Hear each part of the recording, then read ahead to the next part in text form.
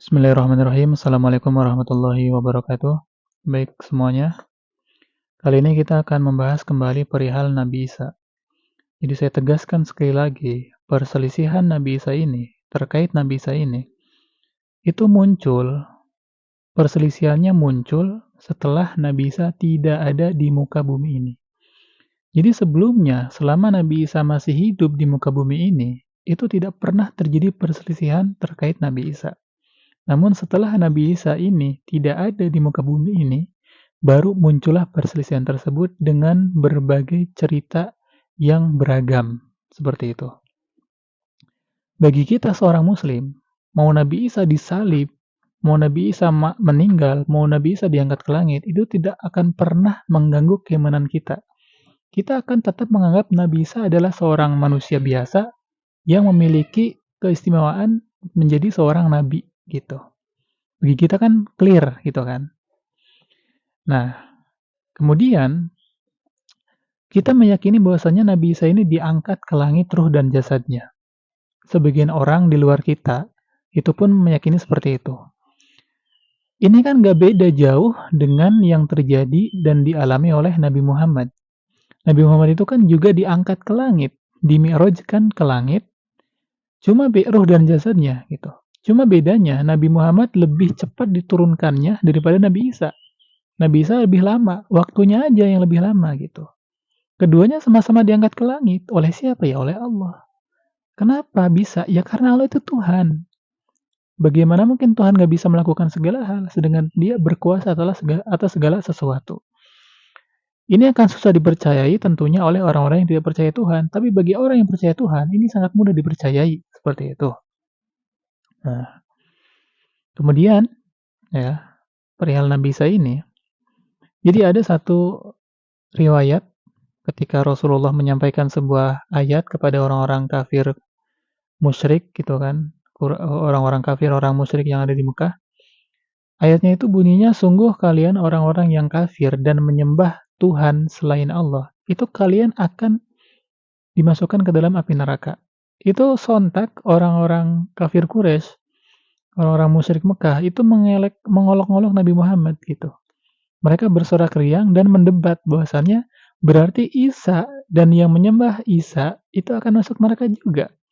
Karena Isa ini kan bukan Allah gitu. Kemudian ada orang yang menyembah Isa, berarti orang yang menyembah Isa dan Isa sendiri itu akan masuk neraka gitu. Karena nggak jauh beda sama mereka orang kafir gitu kan. Cuma bedanya mereka menyembah berhala gitu. Nah, kemudian mereka mengolok-olok waqalu a'alihatuna khairun am huwa?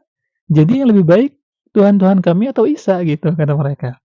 Nah, kemudian ini orang-orang kafir Mekah, mereka sangat sangat ingin berdebat tentang ini.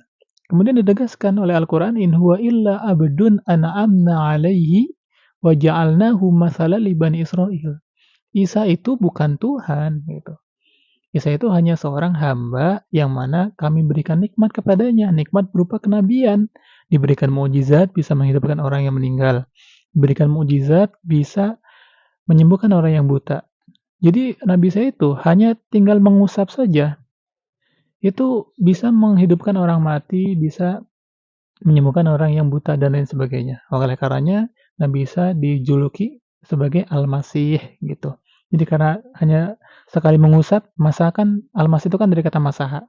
Al-Masih yang mengusap. Jadi ketika Nabi Isa mengusap, orang yang mati hidup kembali. Orang yang buta normal kembali. Jadi Al-Masih gitu. Jadi Nabi Isa itu mukjizatnya mukjizat yang berupa hal-hal yang di luar fisik gitu. Jadi goib. Jadi hanya sekali usap. Harusnya kan kalau orang buta ingin bisa melihat kembali harus matanya diganti, didonor gitu kan dengan mata yang normal atau lain sebagainya. Tapi Nabi Isa itu hanya mengusap. Ya makanya Nabi Isa itu sangat identik dengan hal-hal yang goib, hal-hal yang ruhani. Wa ja'alnahu mathal li Bani Israil. Oleh karenanya Nabi Isa itu dijadikan perumpamaan untuk orang-orang Bani Israil. Karena Bani Israil sebagaimana yang telah saya sampaikan, mereka itu sangat tidak percaya terhadap hal-hal yang goib, hal-hal yang ruhani.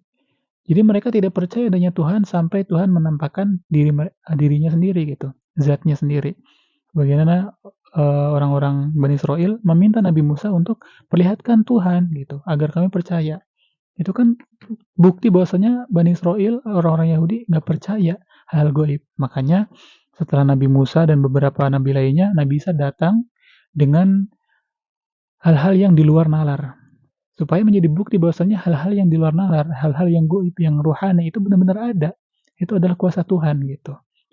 Seperti itu. Namun kembali lagi oleh sebagian orang malah menjadi bencana besar yang mana ada yang sebagian mereka menuhankannya. Bahkan ada yang sebagian mereka menganggap itu adalah anak Tuhan. Bagaimana mungkin Tuhan memiliki anak? Bagaimana mungkin anak Tuhan memiliki keluarga? Enggak mungkin.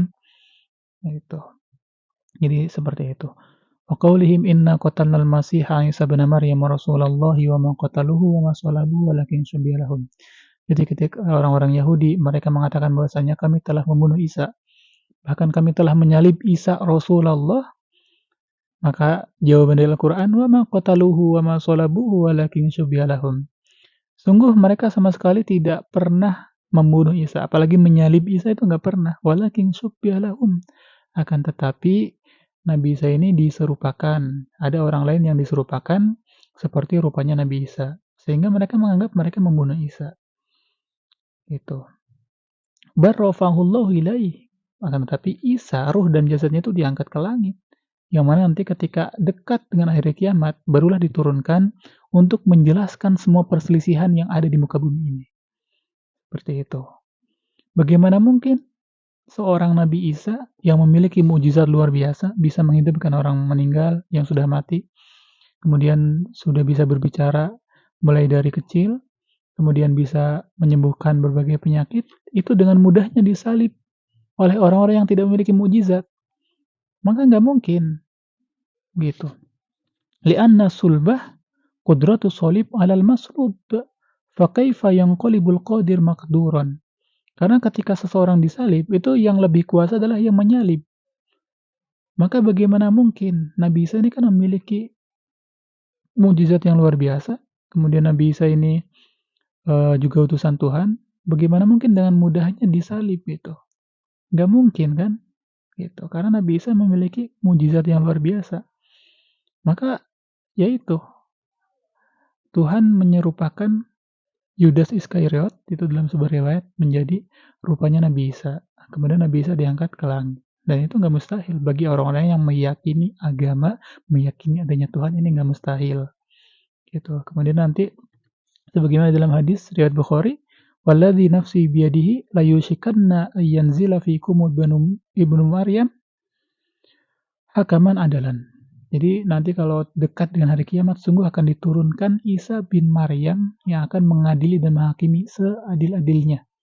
Menjelaskan berbagai perkara yang selama ini menjadi perselisihan di dunia. Itu. Jadi seperti itu.